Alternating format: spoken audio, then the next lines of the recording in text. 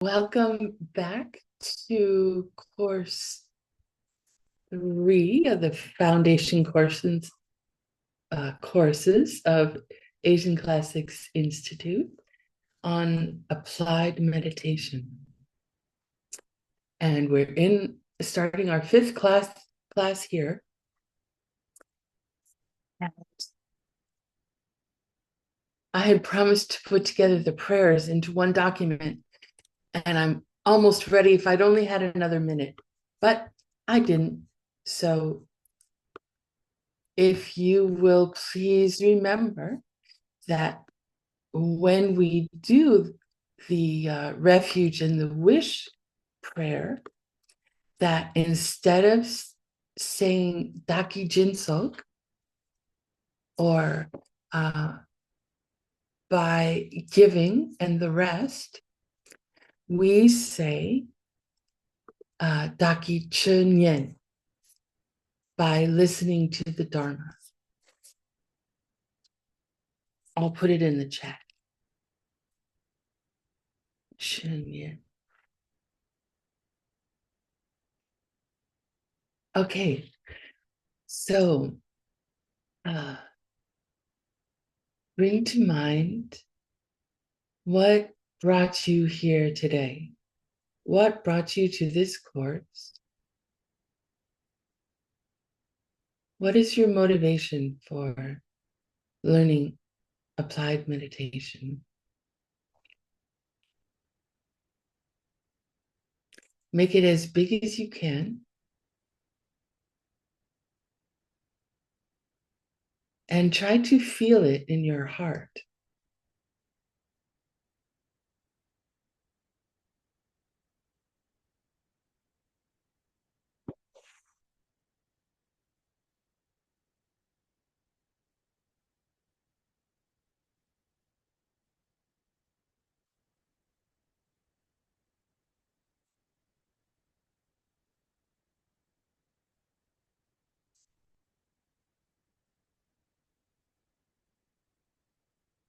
Sashi Puki Jukshin Me Tok Tram Rira Bling Shin Yende Kempati Sangye Shingdu Mikte Owarki Drokun Namdak Shingla Chuparsho Sashi Puki Jukshin Metok Tram Rira Bling Shin Yende Kempati Sangye Shingdu Mikte Owarki Jokun Namdak Shingla Tupar Sho Sashi Puki Tukshin Metok Drum Ravling Shin Yende Kenpati Sangye Shingdu Mikte Owarki Drokun Namdak Shingla Tuparsho Idam Guru Ratna Mandala Kamnirya Tayami.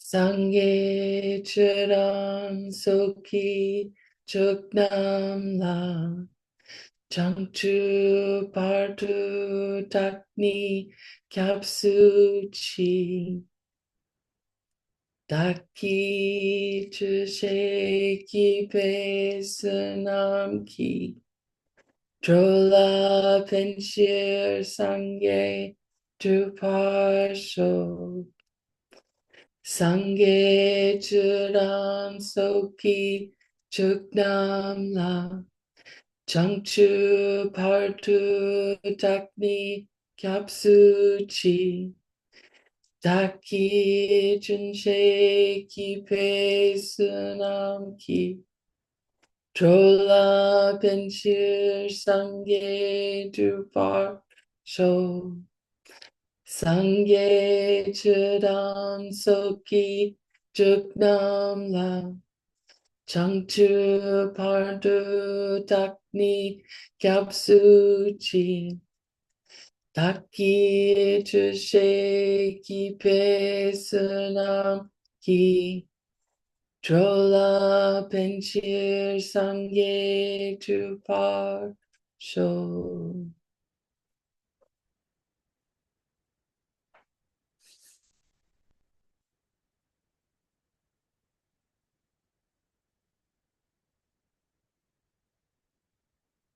Did you remember?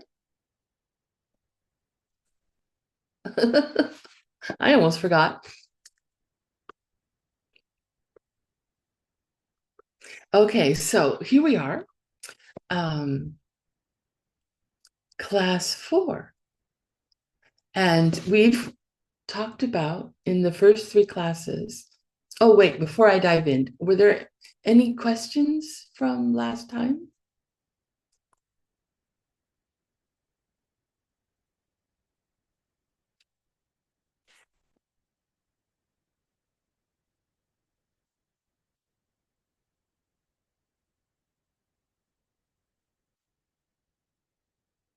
Questions. Wow. Okay. So we have talked about in the first 3 classes about how to prepare for meditation, uh, the 6 preliminary practices, and the 7 ingredients, and the 6 conditions for an ideal meditation environment, some of which were not really external environment, but like our internal environment, how we think about things. And we have left to cover the correct posture for meditation, the actual mental process during meditation, and then finally, the object of meditation.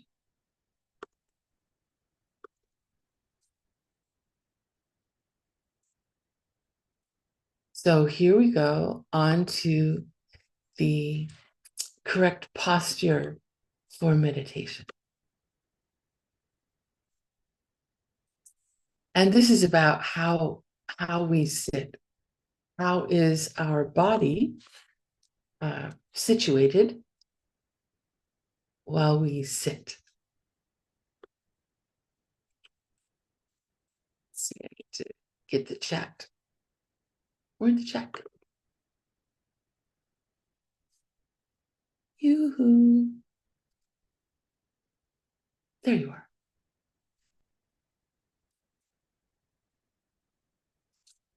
Okay.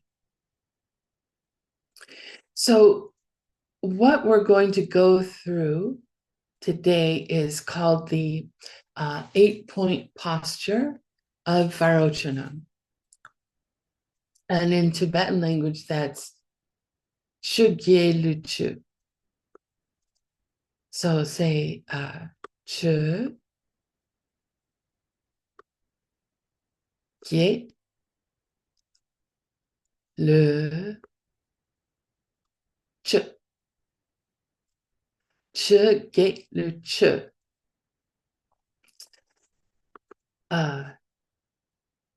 Chu, we've had this before in this spelling. And normally it's used as dharma. Like when we're taking refuge in the dharma. But here, when we're talking about in this particular phrase, we're talking, it means qualities. Jie means 8. Le means body. And this, this ch, it sounds similar to this ch, This one you sort of elongate a tiny little bit because it ends with a sa, so it's ch. This one ends with a da, so you cut it off. So ch.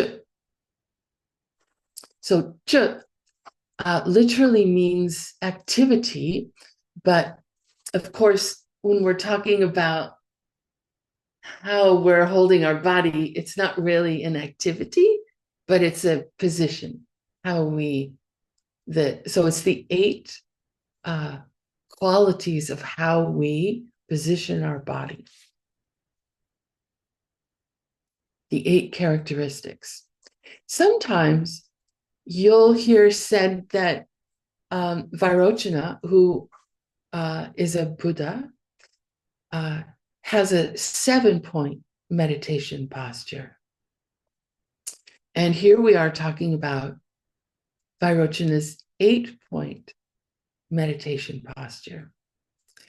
So it's that both of these show up in the teachings. We're going through the 8 because it has all 8 points, all 8 characteristics.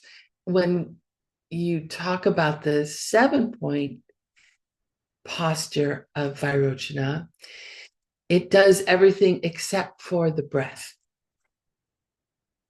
So it's just limited to your body's position.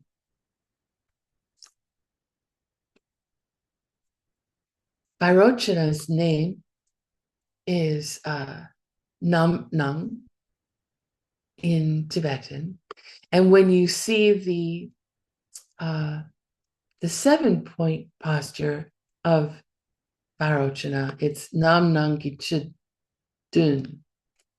Dun is 7.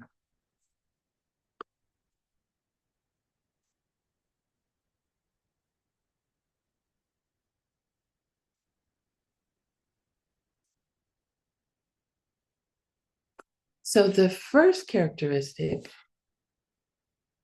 of the 8-point posture is Kampa Kiltrum. Say Kampa Kiltrum.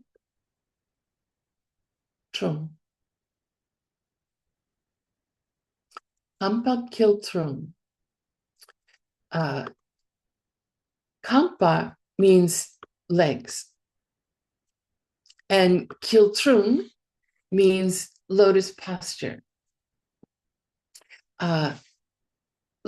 Lotus posture is where when you're sitting cross-legged on the ground, and you have, let's see if I can get my arm up here. So let's pretend that this is your, well, it's my left leg, and that's my knee. And then you take your right leg and this is the foot, and you flip it so the top of your foot is on top of your right thigh. And then, which I can't do because I'm not that flexible, but you would take your right leg and flip your foot and put it on, take your left leg, flip your foot and put it on your right thigh. So actually the left goes down first and then the right goes on top. So hopefully that's clear. Maybe you've seen pictures of lotus posture with the bottom of the feet showing on people's thighs. This is a very challenging position for some people. Like I was able to do this when I first started, like 25 years ago. I was able to keep in that posture for some time, but now I can't do it. And Jason Kappa says in the readings, you'll see he says that if you don't do a full lotus, if it's not comfortable for you, then it's okay to do a half lotus. So a half lotus would be that your left leg takes that lotus position, but then the right leg just, you don't have to flip your foot. You just cross it over and keep the bottom of your foot onto your left thigh.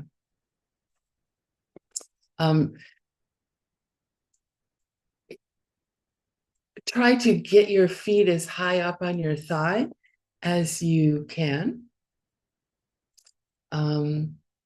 if you're able to do it. But the main thing is that you have a comfortable position when you're meditating.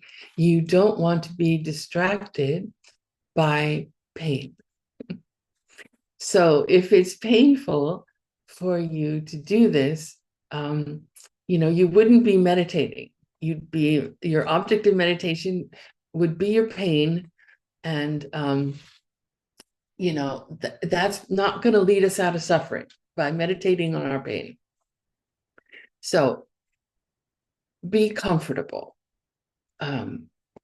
If you have something going on with your body and you can't sit in a cross-legged position even, that's okay. You can use, they have the Japanese style meditation bench, which is what I use when I'm doing like a daily meditation practice. They're sort of tilted so that you can keep your spine straight, and we'll talk about that in a little bit. But that can be, I find that a really comfortable tool, comfortable seat. Some people don't find it comfortable at all. You can also, when you're on a bench, you can have your knees going down onto the floor and the bottom parts of your legs underneath the stool, or you can sit on the bench and sit cross-legged. So there are different ways you can use that bench. And if you can't do that, that's okay. You can sit in a chair. Make sure it's not an easy chair, like a big upholstered chair that's all cushy. You want to have your spine straight, which is one of the points we're going to get to. But and you want to be alert. You don't want to be putting yourself in a situation where it would be easy to get drowsy. You want to be erect and alert. So what I'm giving you are what's known in Tibetan as mixed cells, which are exceptions, special case exceptions. If it's not comfortable to sit in a full lotus or a half lotus, you can sit in a way that is comfortable for you.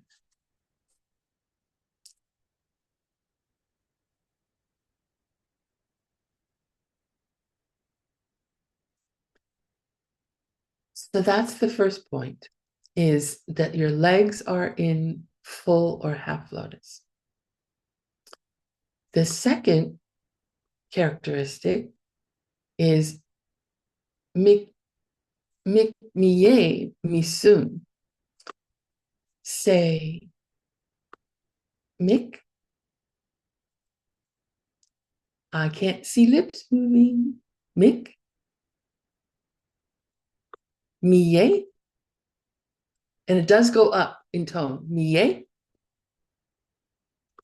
And this one goes down in tone. Misun. Mik miye misun. Mik is your eye. Me, that's a negative particle. Yay means here, open. We commonly, or this word is used a lot uh, to mean division or divide. And that makes sense too, because you're like dividing your lips. You're it's open. But no, we're talking about your eyes. Sorry. Lips comes later. Eyes, your eyes are like your lids are divided, meaning your eye is open, and sum means closed. So your eyes are neither open nor closed. So this is not contradictory. You can have your eyes partially open or partially closed.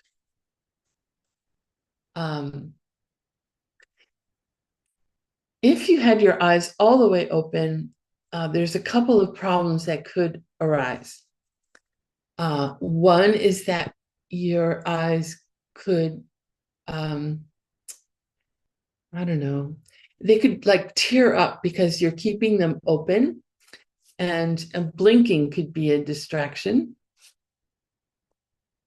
And then also there's stuff to see wherever you are. And those visual objects could be, your mind could find them distracting. And, because our minds really want to be, they're basically like 2-year-olds, at least my mind is, and it wants to be entertained. And if I'm meditating on one thing, after a while, it can be like, oh, what's next? I want to look at something else. And if my eyes are open, it's going to be easy to distract myself from my object of meditation.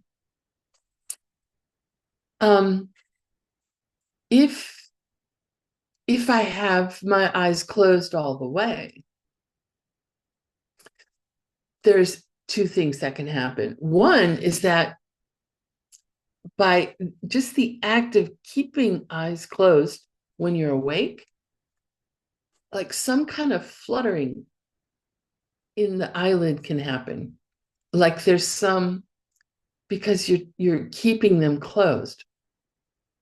And there can be this little flutter that happens with your eyelid. So that can be distracting. And then also, opposite to being distracted to outside objects, visual objects, we can get drowsy very easily, especially if we're just beginning to meditate.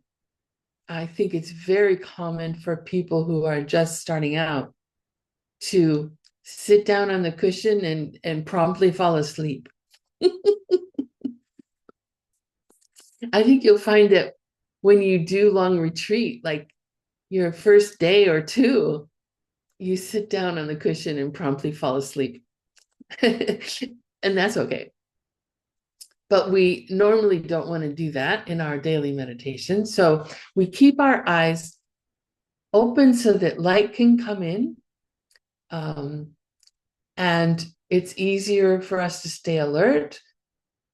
But we're not focused on anything visual. Speaking of focus,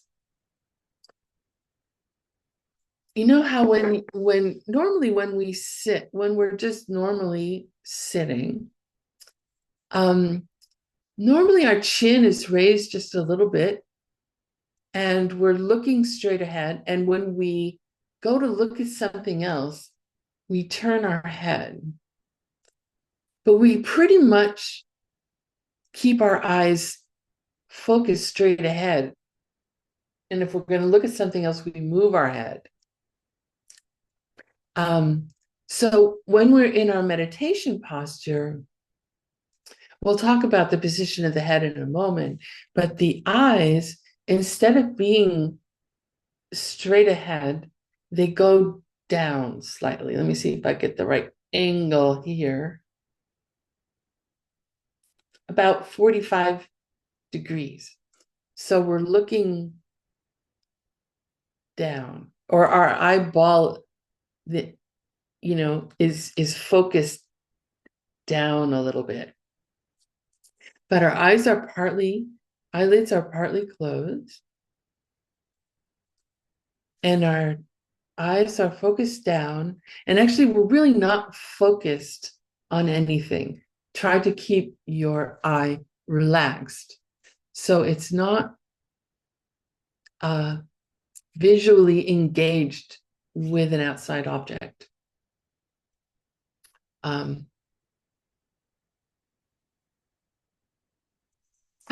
There's in some airports, maybe this is too long ago that they don't do it anymore, but it was like 10, 15 years ago. They would have these prints. And if you relaxed your focus when you looked at the print, which if you looked at the print and focused on the print, normally it just looked like squiggled lines in some kind of weird pattern. But if you relaxed your focus, then another object would appear, and it would appear to be in 3 dimensions. Like it's one of those optical illusions. So if you've ever looked at one of those prints, you know how to relax your eyes without focusing. Relax your focus. So it's good that when you set up your space for meditation, and you position your seat like in front of your altar, that at your level of where your eyes are going to be pointing, that it is, shall we say, nondescript, like a solid color, not a busy pattern, not a bright color, just something that you can easily ignore when your half closed eyes are loosely focused in that direction. So I have a cloth that's a solid color. It's maroon, and it's like I have it on the top of my altar, and then it comes down over the front. So when I'm sitting in front of it, it's just maroon, and I don't pay any attention to it when I'm sitting in front of it.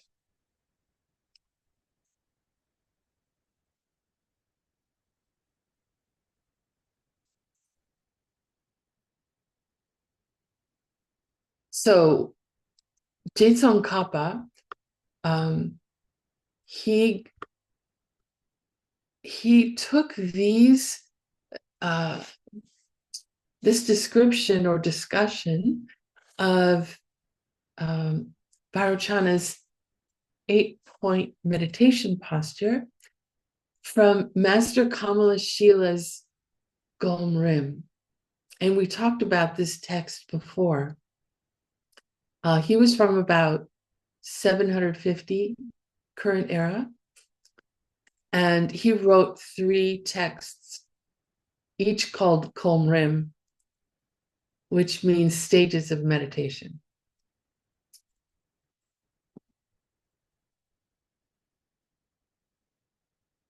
So that may be a homework question.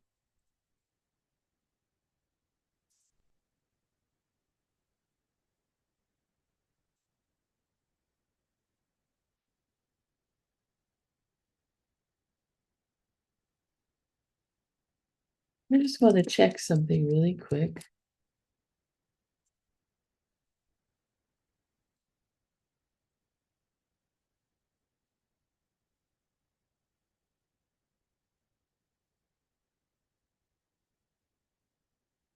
Okay. So this business with the eyes can be a little tricky at first. And it's just like with anything, the more we practice, the more familiar we become with it. So at the beginning, our meditation is really becoming familiar with how to place our body, what position our body should be in.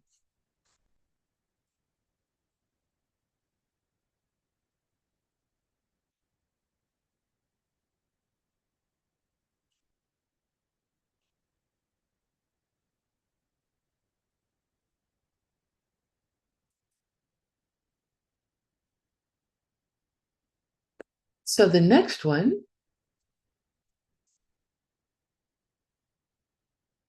the third characteristic, is Lu Trungpo.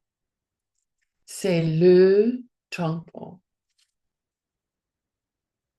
So Lu again is body, and Trungpo means straight or erect or upright. So this is,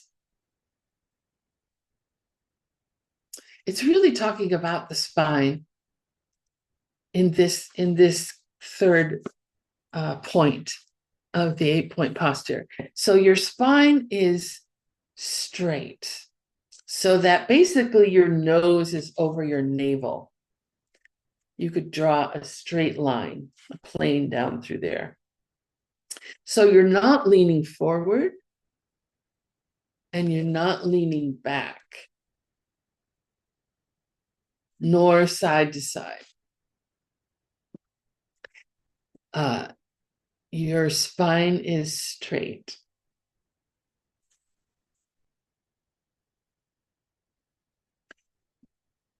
It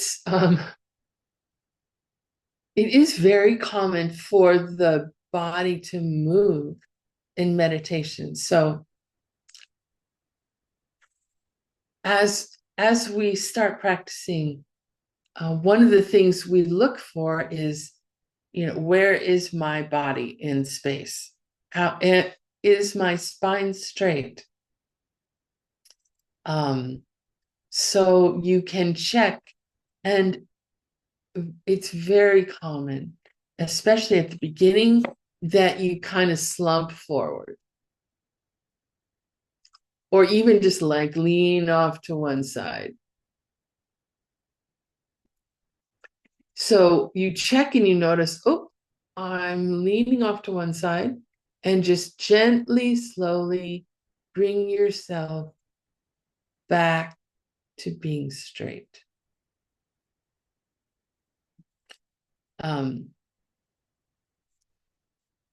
You don't want to move so quickly that you disrupt your meditation. So you move such that it doesn't even change the cadence of your breath. You just move very slowly. And then go back fully to your meditation object.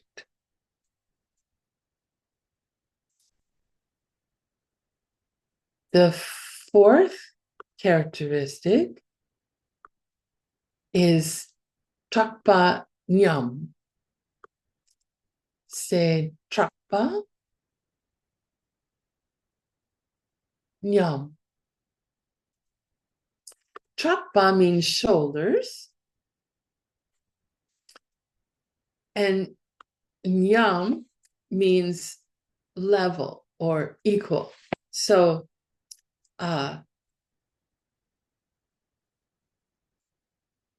sometimes your shoulders can get out of alignment, let's say.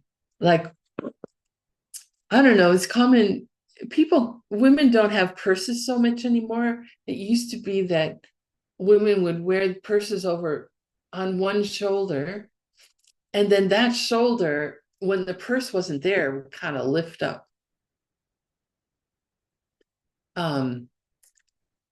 So you just have to be aware of where your shoulders are. And it's good when you first sit down to bring your shoulders up to your ears and then bring them down. I also bring my shoulders forward and then bring them back. And that helps with keeping my spine straight as well as my shoulders level.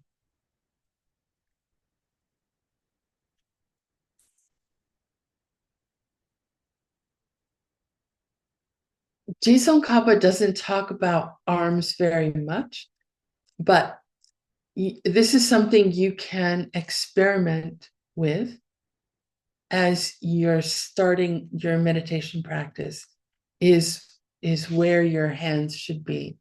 Our tradition is that the left hand is first, fingers together, thumb we'll get to in a moment, and then the right hand sits inside, rests on top of the palm of the left hand, and then the thumbs lightly touch. Just lightly touch, ever so lightly. If you try and make it deliberate of like pressing your thumbs together, after some time that could cause some weird behavior in your thumbs, like they'll click a lot. It's weird. So just lightly touch the tip of your thumbs together. And they can be resting on your lap. If you're in lotus position, you configure your arms such that your hands are just relaxed into your lap.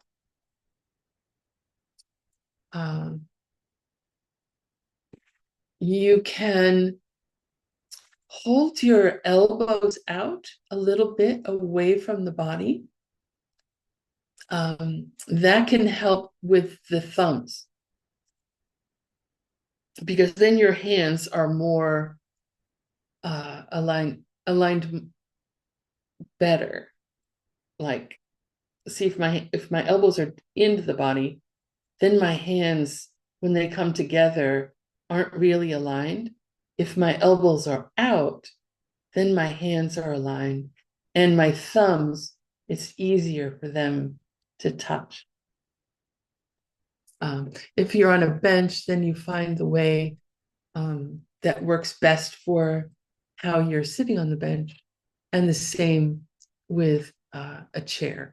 You generally don't want to use, no, you just don't want to use armrests. If you're on a chair, best to have a chair that doesn't have armrests, or that is wide enough that you can sit inside without your arms touching the armrest. Because typically those armrests are a little bit higher than where you're going to want to have your hands. Also, having the elbows out from the body can, especially if you're in a hot climate, it can allow air to flow between your arm and your torso so that you don't get too hot.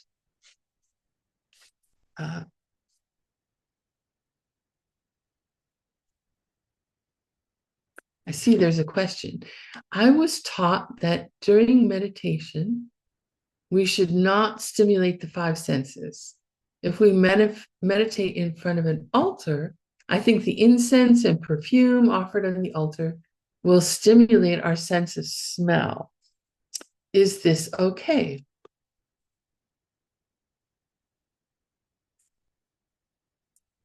Right. When we take this posture, we are positioning ourselves in such a way that we are reducing as much as possible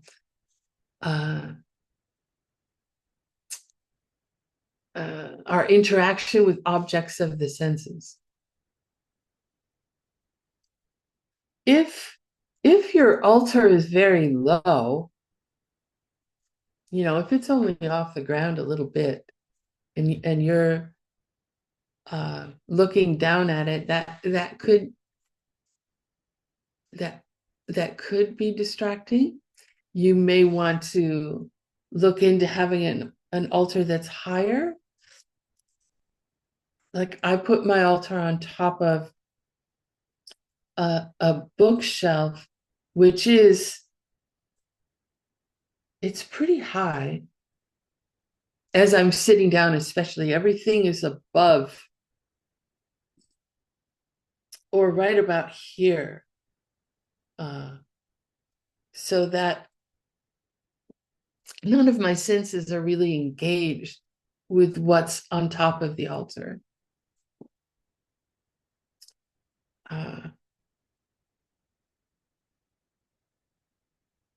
I'm just thinking, like, maybe at the beginning, as you're developing your ability to control or direct your mind, that you don't offer actual sweet things, so that you won't be distracted by them. So you can do your imagined offering of perfume and ointment, and maybe pick a flower that doesn't have a really strong scent, or just imagine flowers. But yeah, we are withdrawing in meditation. We're withdrawing our engagement with the outside world, and we are working toward engaging with a solitary object of our attention, which will be a mental process. So we're not involved with the physical world. Yeah. Thank you.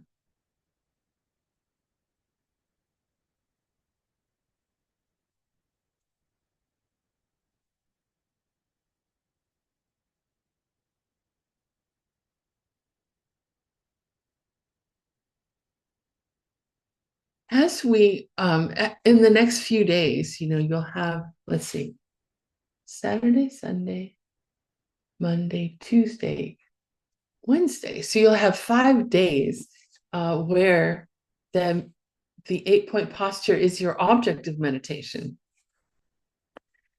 for this course. And so you can work around and see what works for you, of what seat to use, what cushion to use. If you want, it's called a zabuton. It's a flat, really kind of thin cushion that's big, that you can put your meditation cushion on top of, so that your legs aren't on the floor. Like if you have a hard floor, that helps reduce any kind of discomfort in your legs. You can try a bench, you can try a different cushion, you can try a chair, and see how it affects your meditation, your ability to focus your mind.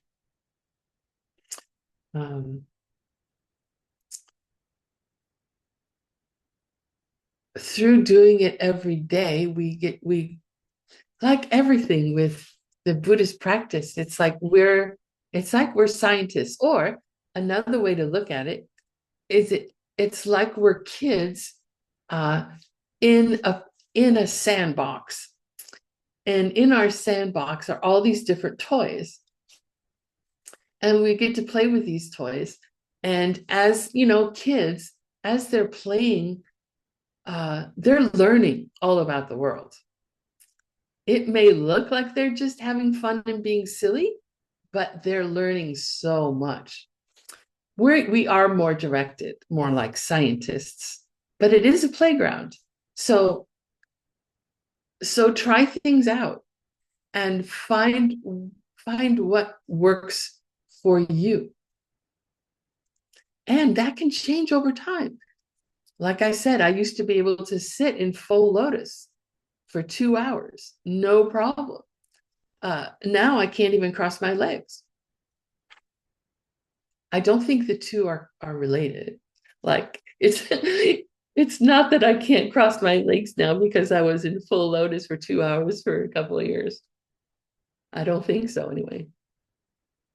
Anyhow, it's you can make adjustments and you can see what works for you. Uh, the next one is go mito mima. Say go mito mima. Go mito mima. Go means your head.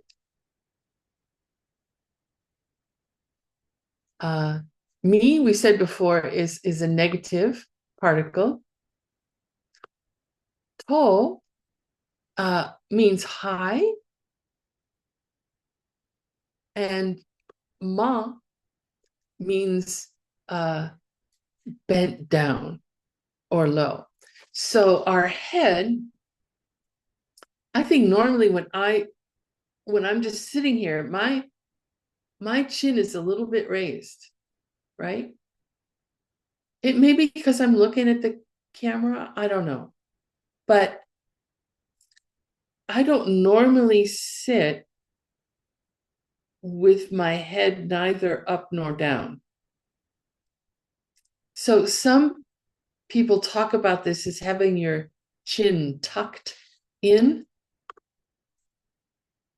And that's all that means is that you don't have it slightly raised. Like it's just slight. It's not like I'm sitting here like this. It's just slightly raised. So I just tuck it in a little bit. The other thing that does when I tuck in my chin is it elongates the very tip of my spine.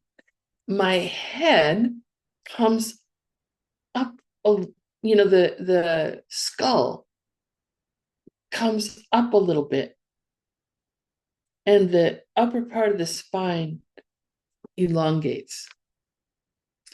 And that's good because we want our spine to be straight. Of course, it's not perfectly straight. Our spine is not a flat plane. It has a curve in it, but we're erect.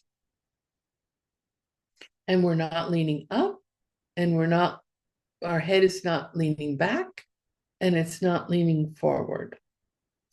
Now, this is another thing that over time, like gravity sort of takes over, and your head could go down. It could like fall to the side. Like with my head, I don't know what this is about, but my head turns in meditation. And I've done my experimentation, right? And when trying to keep my head focused or straight ahead, the physical effort it takes to work against whatever it is of my head moving, my head would really rather be right like this. The physical effort of keeping it straight all the time is too much. It's too distracting. So I let it go. And when I notice it, I'll just move it very slowly back to being forward.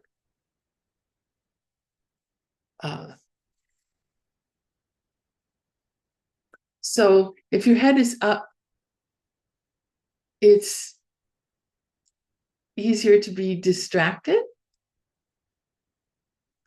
If your head is down, it's easier to be drowsy. And those are two things we work to avoid, which we will get to when we get to the mental process of meditation.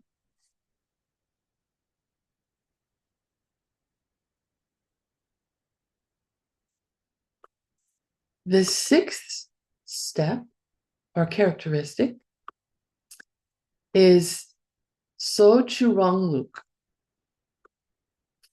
Say Sochu Rongluk. So means teeth, and chu means lips.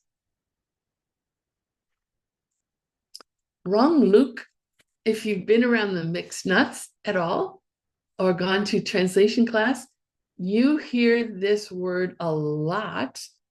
And in logic and in debate, in philosophy, it means, right, exactly. Thank you, Wanbu. It means our system. Our system. But here, it has the meaning of natural. So we keep our lips and our teeth, which basically means our jaw, right? In a natural way. So if we just like don't pay attention and then say set an alarm at, I don't know, 8 minutes after class today, and then just check and see how your lips and your teeth are. Normally, our lips are not closed, they're open a little bit. Just a little bit. And then the teeth, in the same way, normally are not, we don't have them clenched together unless we're like really angry about something. But normally, they are a little bit apart. So we should keep them that way. Now, if we, and we should also breathe through our nose, but we'll get to breath in a little bit.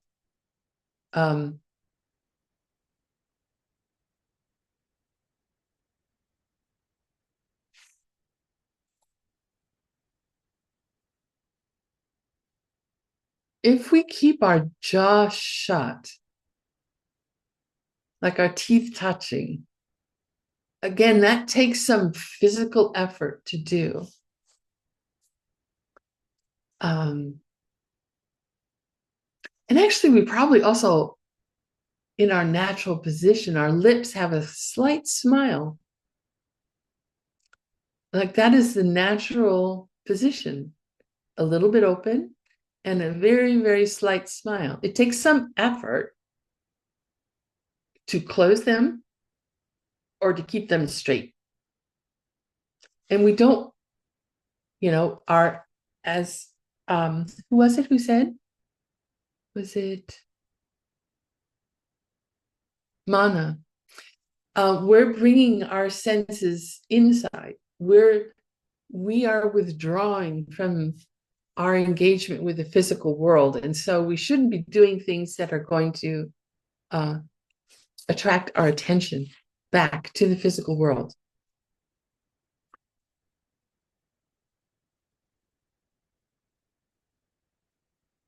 You don't want to leave your mouth open. Like the tradition says, that's how you catch flies. So you don't want to do that. And also because your mouth would get dried out, which would cause you to swallow, which again is another physical activity that's going to potentially distract us. Of course, we're probably going to swallow during meditation, but we don't want to create the situation where we're swallowing a lot. Every once in a while is okay.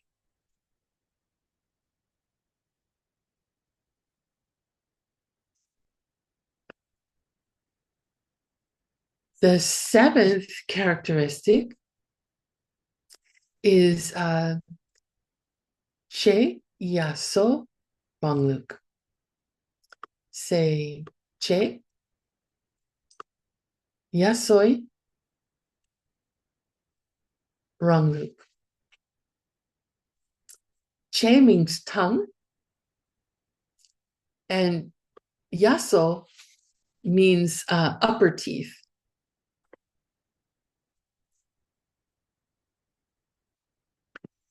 So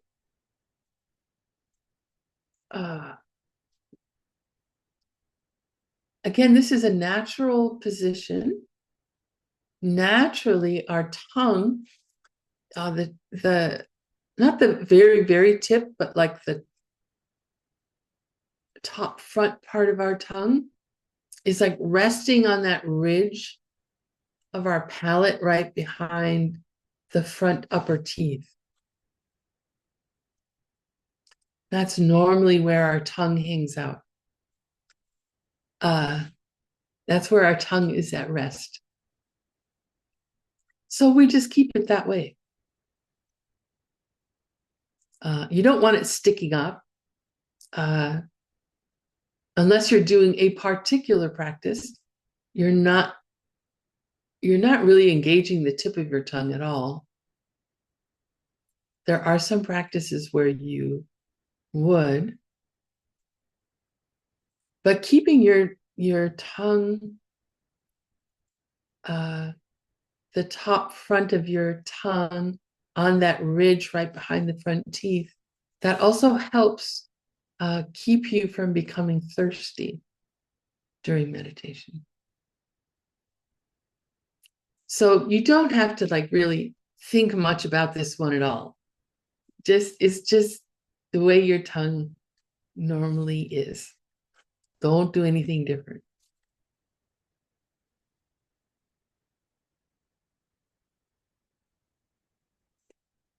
And then the eighth, so if we were doing the 7-point Vairochana posture, those were the 7 points.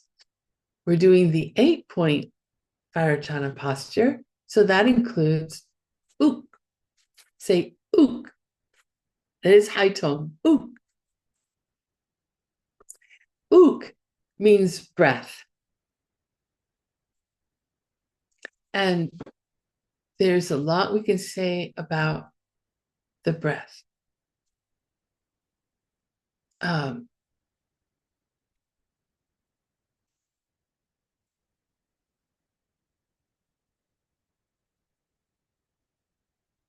We should always breathe through our nostrils, because that helps keep us from there's a couple of things breathing through the nose. One is that it's quieter,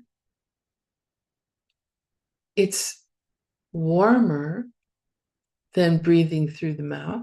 The breath feels against the body to be like the body's temperature, so the temperature isn't really noticeable.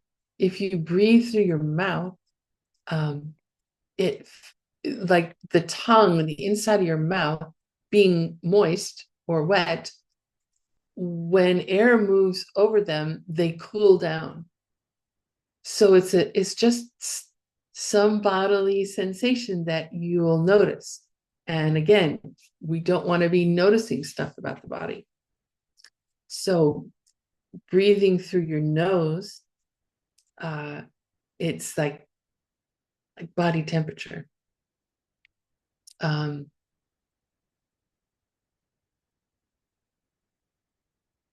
Now, if you have a cold, if you have like a sinus infection, if it's not possible for you to clear your nostrils, then you can use your mouth. That's fine. But the preferred way, when you're healthy, when you're able, is to breathe through your nose. If have you heard about a neti pot? Neti pot? This is an Indian device used in yoga, and you have water with some salt, teeny bit of salt, and a teeny bit of baking soda, and you lean over your sink and run this water through your nasal passages, starting with the left and it comes out the right, and then do the right, it comes out the left, and that clears away your passages. It can also help if you get allergies. It can help clear away those little teeny tiny little spores that are causing you to sneeze a lot. So you can try that practice in the mornings to clear your nasal passages. Another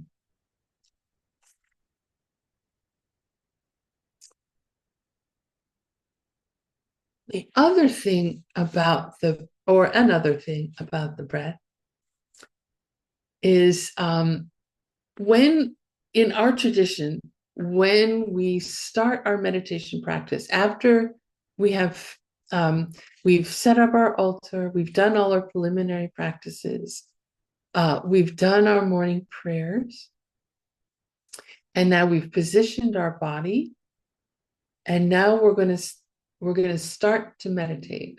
And the first thing we do is we prepare the mind with our breath. So we could have been, we've been moving around. There's some energy going on. We've been speaking out loud. That is an energetic activity. And now we're going to be withdrawing our senses, withdrawing away from the outside world. And like when you're driving a car that has a manual transmission, where you shift gears, or even if you listen carefully, when your car that has an automatic transmission, it shifts gears. So we use the breath to shift gears from being active to being still. We use our breath to still the mind, to prepare for meditation. Now, in the process of meditation, as we advance through the stages of meditation, which we're going to be talking about in the next couple of classes, our breath will become slower and slower as we deepen our meditation practice.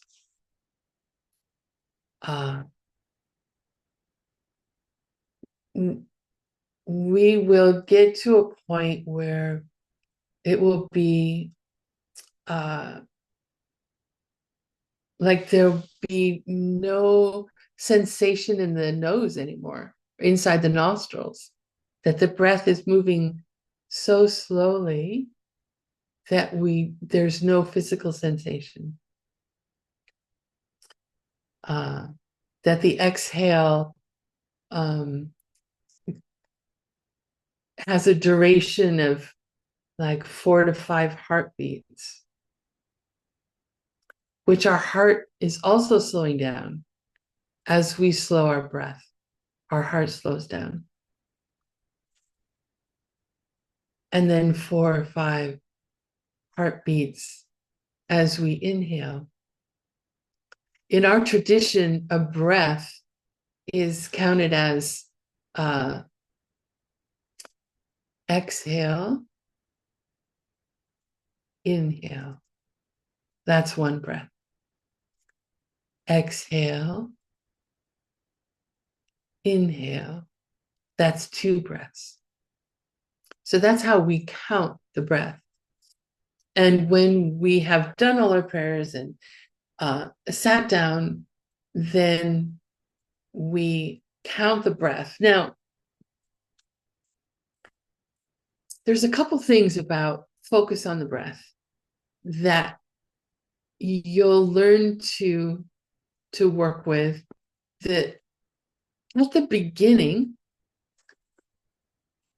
some people can get anxiety about focusing on the breath, feeling that they have to control the breath. That's not what we're doing. We're not controlling the breath at all. We're like we're like a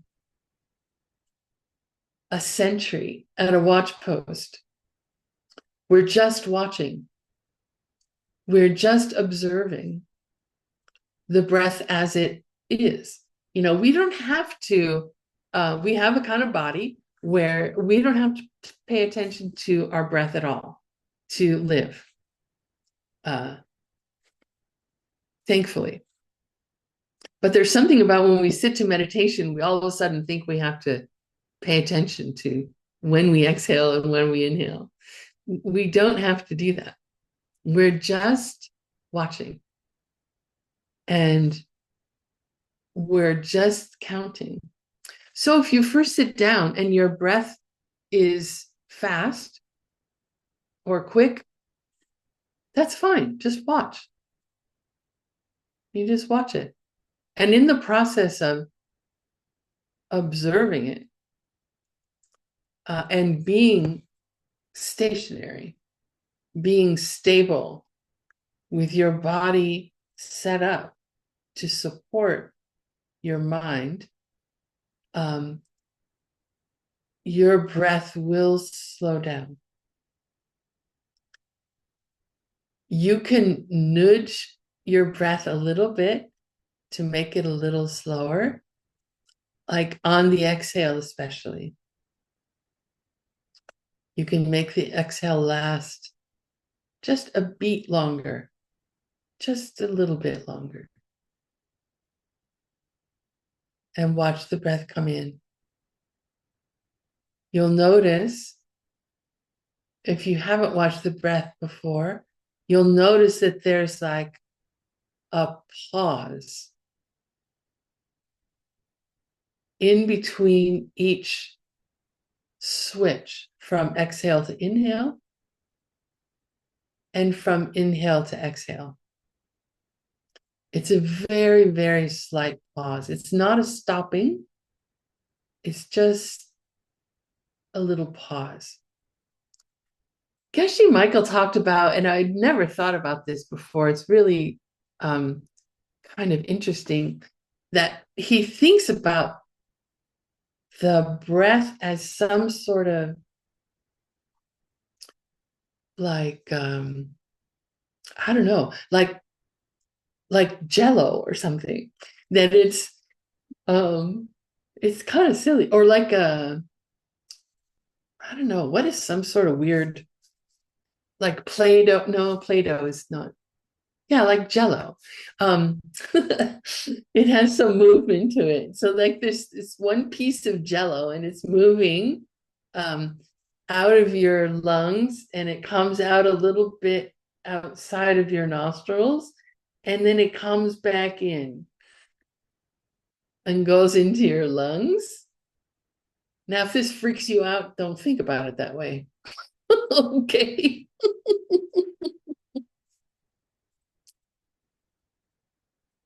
But for him, it made it easier to think about it as being this movement that he could just, of this object that he could just watch without really getting engaged with it too much.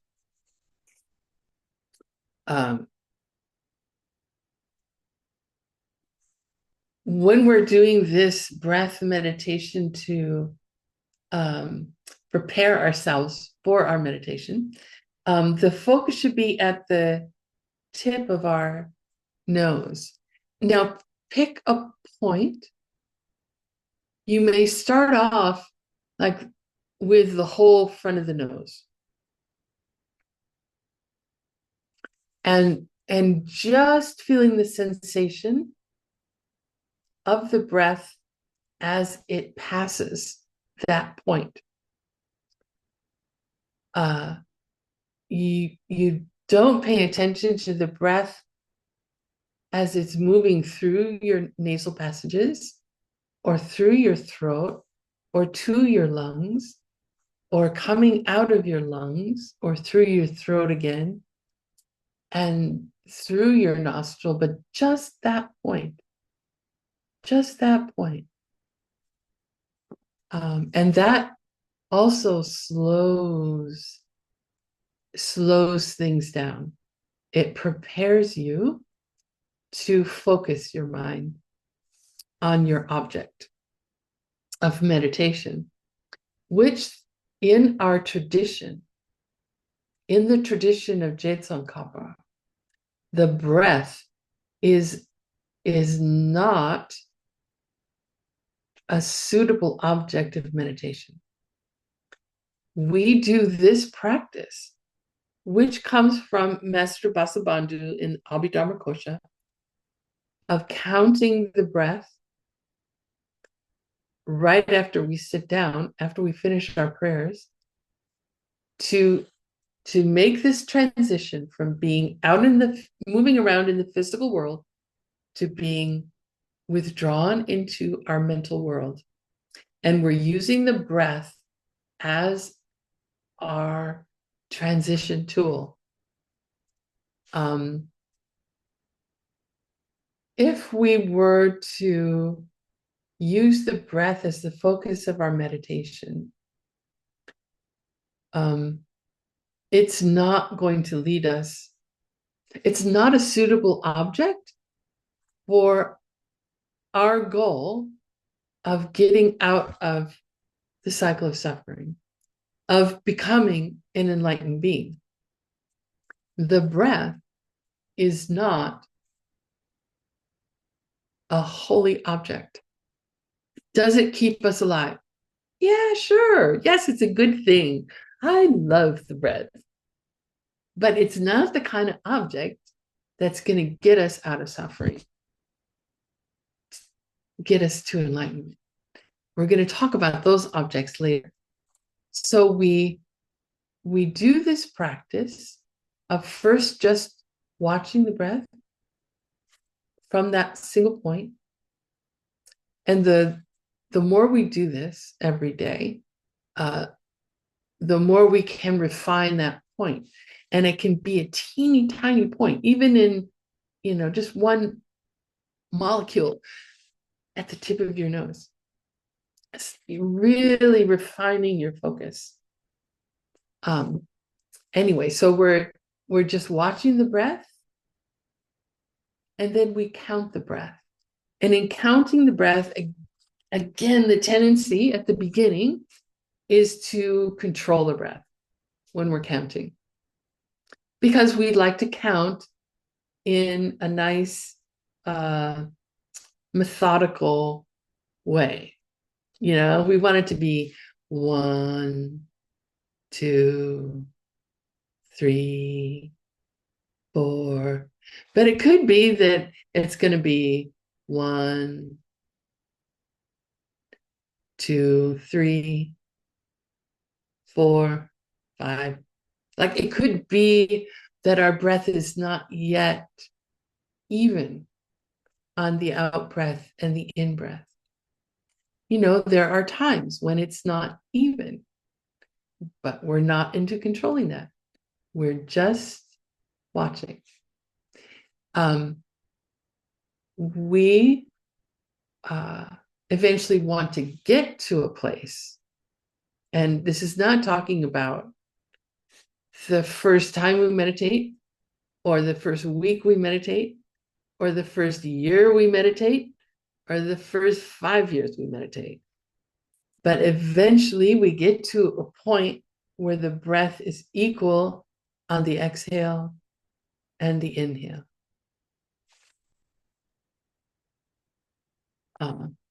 So we count, when we're counting the breath, we count to 10. And the purpose here is not counting to 10. The purpose is to keep our attention on the breath for a period of time.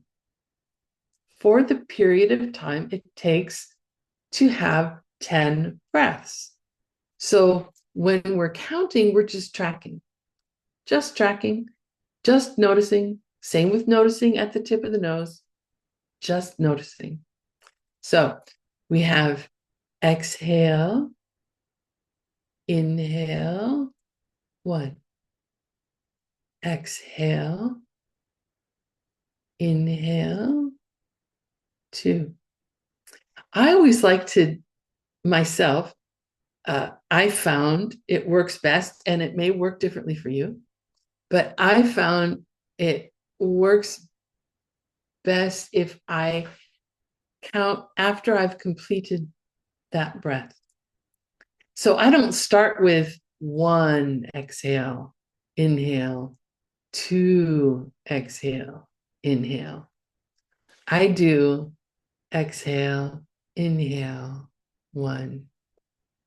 Exhale, inhale, 2.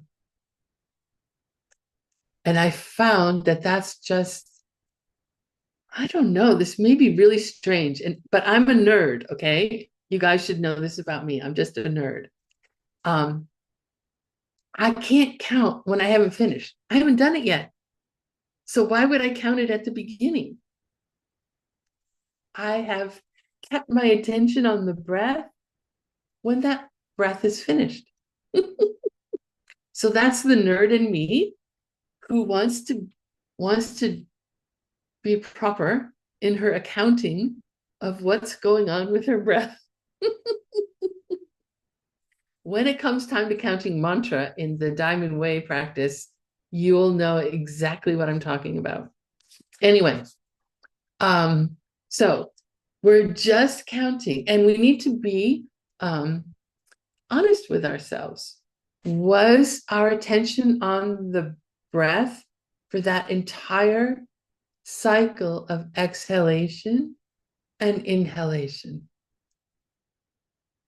Or did it slip off to run after a noise or a smell, or thinking about, what am I going to meditate on today? Or gosh, my knee hurts, or whatever. There will be 1,000 million different kinds of distractions. That's okay. That's what happens. That's what, our minds are, we have trained our minds for countless lifetimes to be distracted to this and that and this and that. And we are saying, okay, stop. I'm doing something different now. I'm focusing on the breath.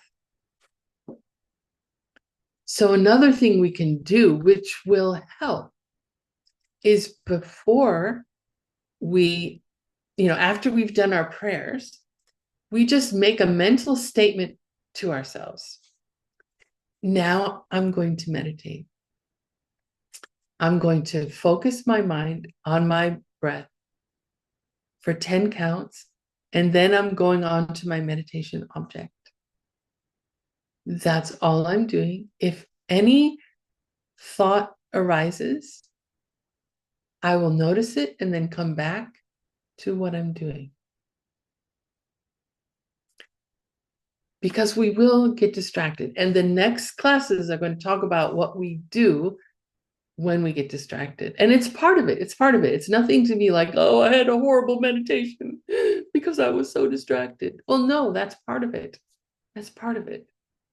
So when we're counting, we don't advance to the next, we don't advance to two unless we've actually had our mind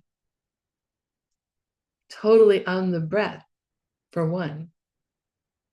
And we don't go to three unless our mind was totally on the breath for two. So don't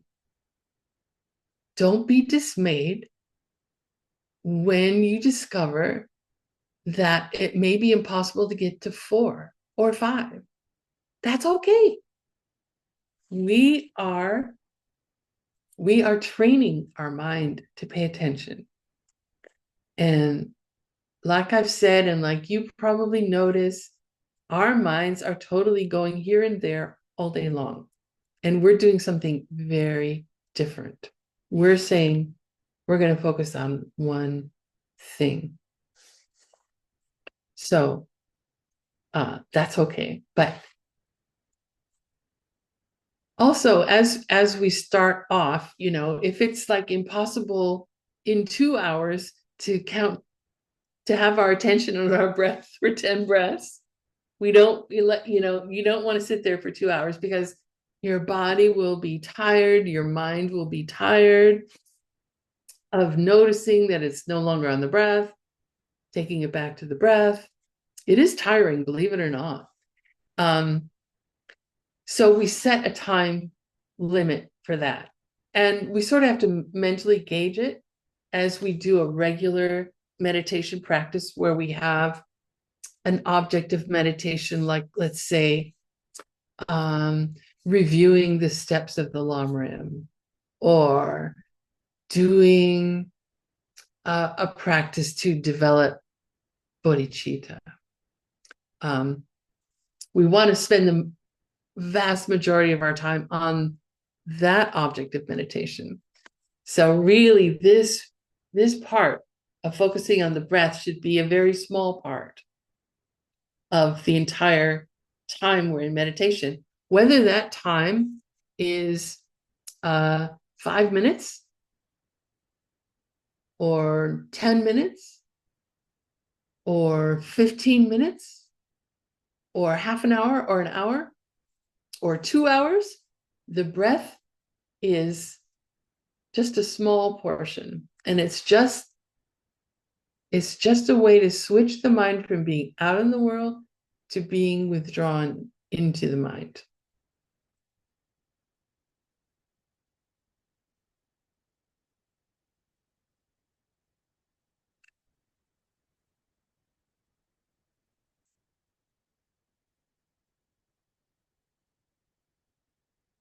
So once we reach 10, then we move on to our meditation object.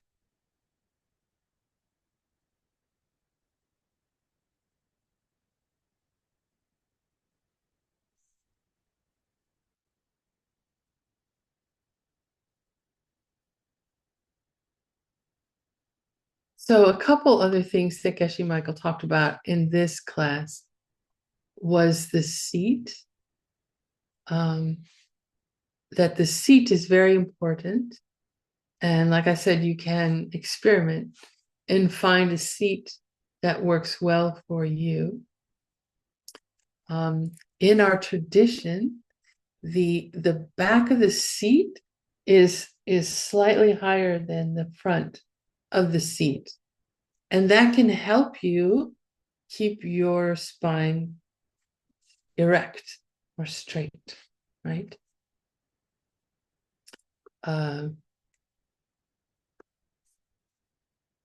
You may find that like if you're on a cushion, but your hips are tight and it's very difficult for you to sit cross-legged even, you may find it helpful to have other cushions underneath your knees to keep your knees supported.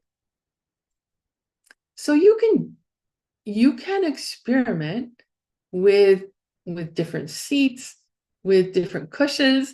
I knew a woman once who had, I don't know, she had like 15 cushions around her set up just so, very precisely set up so that she had her perfect seat. And that's beautiful. That's wonderful. And I also have a friend who doesn't even use a cushion. She just sits right on the ground and gets right into full lotus, and there you have it. Whatever seat best supports you. And that's what the word seat means. It's asana in Sanskrit. And it's also used, or like yoga asana. You're doing these poses, but it's a seat. And even the practice of yoga can be helpful for your meditation practice. In fact, that's what it was designed for. Yoga is not like an exercise, it's like a way to prepare your body to give a seat for your mind to be able to focus single pointedly on your desired object of meditation.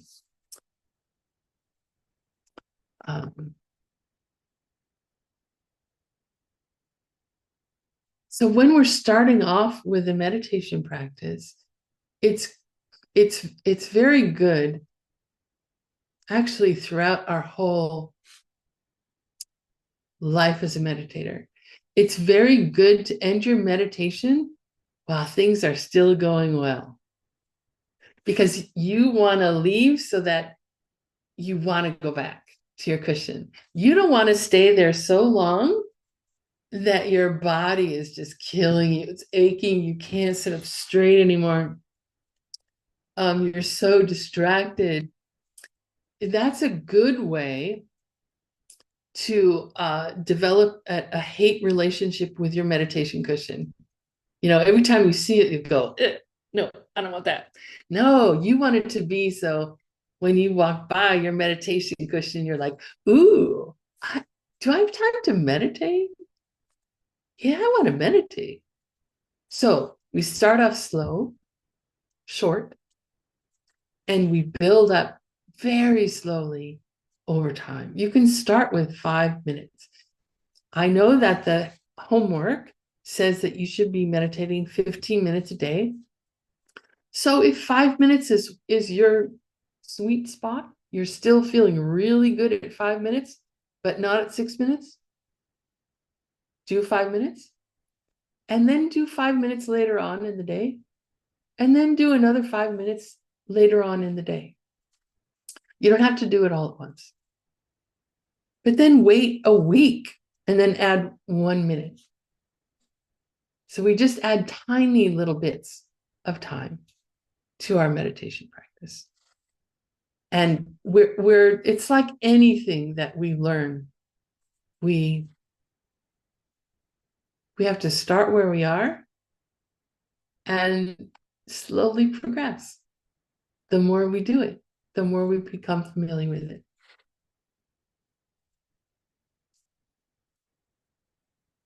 Okay, that's the fourth class. Any questions?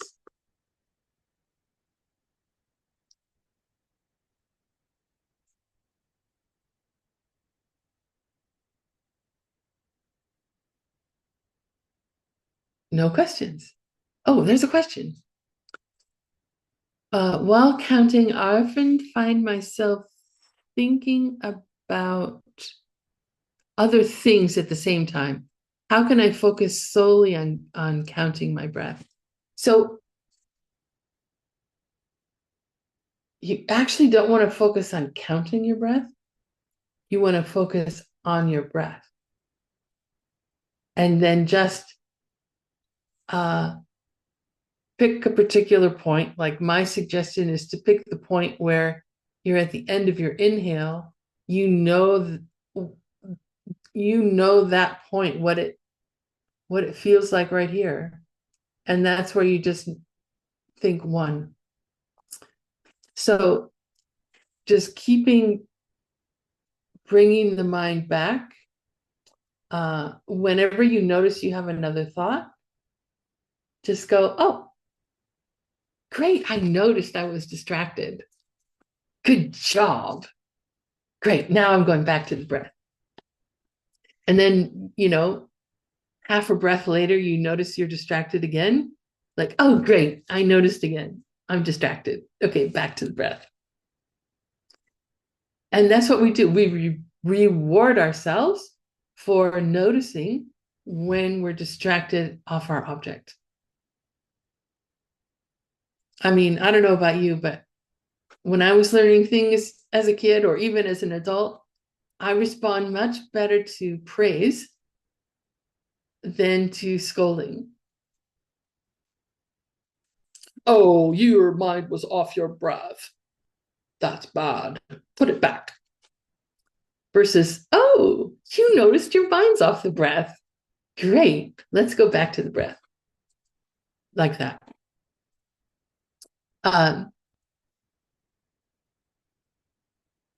Vairocana is nam nang, and that was spelled, I believe, nam nang.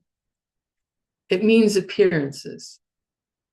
This is the Buddha who all Buddhists have the same abilities, but this Buddha is known for taking on appearances. So if you need a bridge, he's a bridge.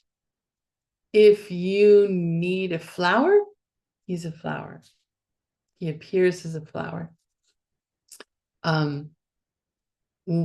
Whatever you need. So why it's his particular posture, I don't know. I don't know if there's a story that we know about that, other than it is an appearance of how we're placing our body. And his whole thing is about appearing in a way that will benefit people the most, right? And we're trying to position our body such that it benefits our mind the most for meditation. Okay, I'm 2 minutes over and I'm so sorry. But so let's quickly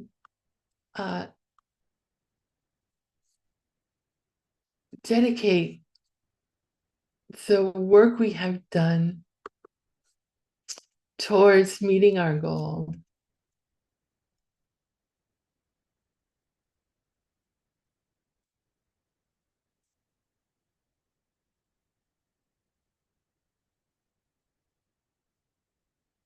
Ewadi kewoku sunam yashe tsoksokshin sunam yashe dejunwei tampa kuni topasho.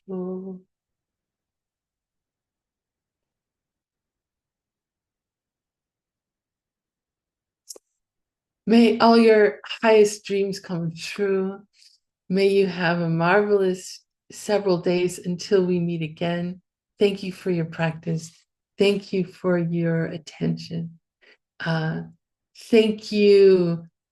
All the live translators are amazing. Thank you, ACI volunteers. You're incredible. Thank you, Zoom. Thank you, Internet. Thank you, Geshe Michael. See you soon.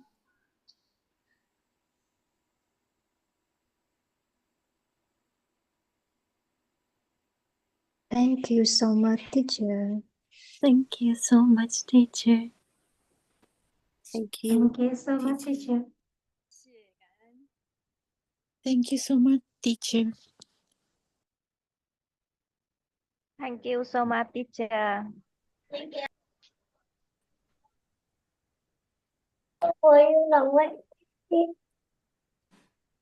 Thank you so much, teacher.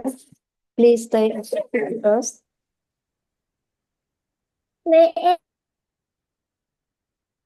Thank you. Bye. Love you. Thank you so much, teacher.